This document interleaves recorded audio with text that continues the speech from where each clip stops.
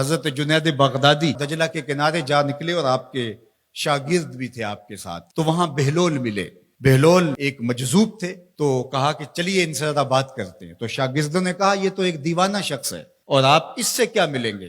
آپ اتنے پڑھے لکھے عالم اور اتنے بڑے فقیہ اور صوفی، اور ایک دیوانے شخص سے آپ ملیں گے؟ دنیا اس کو دیوانہ کہتی تھی، بہلول دیوانہ۔ لیکن سعدی بولے کہ سعدیہ نزدیک رائے عاشقاں، خلق مجنونند و مجنو عاقل است، کا اصل تو عاقل یہ لوگ ہیں۔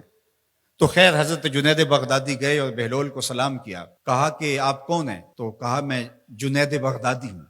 تو کہا کیا کرتے ہو؟ کہا کہ میں پڑھنے پڑھانے کی ذمہ داریوں میں لگا ہوں۔ تو آپ نے فرمایا کہ کھانے کے آداب جانتے ہو؟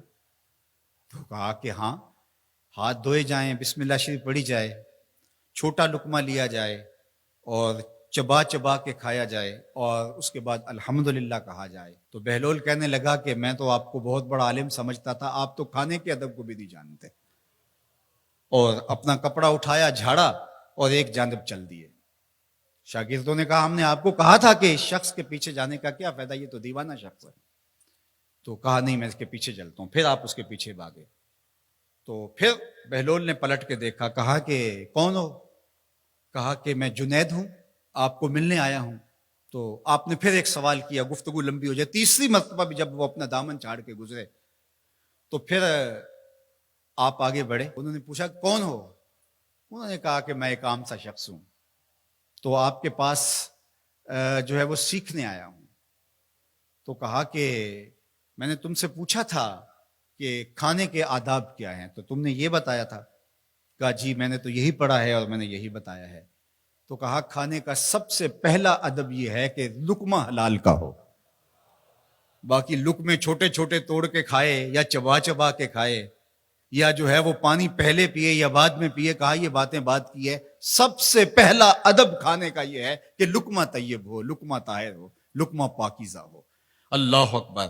تو ہمارے رب نے ہمیں پاکیزہ رزق کھانے کی تلقین فرمائی ہے۔ تو اللہ کے محبوب علیہ السلام نے اس شخص کا ذکر کیا جو لمبا سفر کر کے آیا اور وہ کعبۃ اللہ کے سامنے کھڑا، وہ اللہ تعالیٰ جل شانہ کو پکارتا ہے اور کیا کہتا ہے؟ یا رب یا رب۔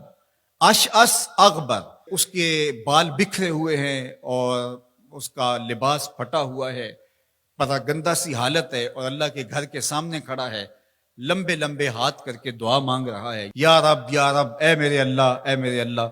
لیکن فرمایا وَمَطْعَمُهُ حَرَامٌ وَمَشْرَبُهُ حَرَامٌ وَمَلْبَسُهُ حَرَامٌ وَغُذِّيَ بِالْحَرَامِ فَأَنَّىٰ يُسْتَجَابُ لِذَٰلِكَ۔ فرمایا کہ اس نے جو کھایا ہے وہ حرام کا ہے، اس نے جو پیا ہے وہ حرام کا ہے، اس نے جو لباس پہنا ہے وہ حرام کا ہے۔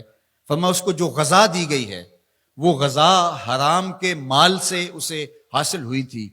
فرمایا فَأَنَّىٰ يُسْتَجَابُ لِذَٰلِكَ۔ فرمایا مجھے بتاؤ کہ اس کی دعائیں کیسے قبول ہوں گی؟ وہ کعبۃ اللہ کے پردے کو تھام کے کھڑا ہے، ملتزم سے لپٹ کے رو رہا ہے، وہ حتیم میں کھڑا ہے، وہ کعبہ کے اندر بھی چلا گیا، کعبہ کی چھت پہ سقف بیت اللہ پہ بھی کھڑا ہے، مطاف میں کھڑا ہے، وہ حجر اسود کے ساتھ لپٹ کے دعائیں مانگ رہا ہے، مقام ابراہیم کے پاس کھڑا ہو کے دعائیں مانگ رہا ہے۔ یمد یدہ ہے، اس کے ہاتھ لمبے لمبے ہیں، یا رب کے کلمات اس کی زبان پہ ہیں، اور اشعث اغبر، غبار آلودہ بکھرے ہوئے اس کے بال ہیں، اور حالت پراگندہ ہے کہ کسی کو گزرتے ہوئے بھی ترس آ جائے، اور اللہ کے گھر میں کھڑا ہے تو وہ کیوں نہیں معاف کرے گا؟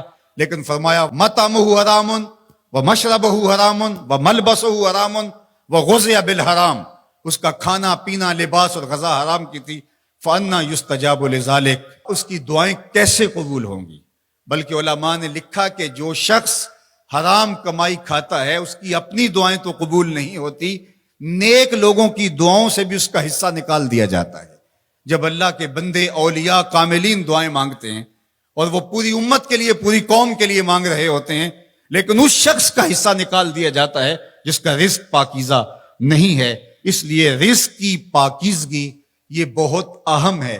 رومی علیہ الرحمہ فرماتے ہیں کہ اگر تمہارا رزق پاک ہوگا، تمہارا رزق ستھرا ہوگا، تمہارے سینے میں معرفت کا نور پیدا ہوگا، اور اگر تمہارے سینے میں غل، غش اور حسد، بغض، کینہ اور نفرتیں پیدا ہو رہی ہیں تو پھر تم غور کرو کہ تمہارے رزق میں کوئی مسئلہ ہے۔ تم کھاتے ہو، اس کے نتیجے کے اندر حسد پیدا ہو رہا ہے، بغض پیدا ہو رہا ہے، نفرت، سستی اور کاہلی اور عبادت سے دوری پیدا ہو رہی ہے۔ جو رزق حلال ہے وہ عبادت کے لیے تقویت پیدا کرتا ہے، وہ تمہیں سچائی کی زندگی گزارنے کی طرف راغب کرتا ہے۔ تو اہم ترین چیز جو ہے وہ رزق کی پاکیزگی ہے،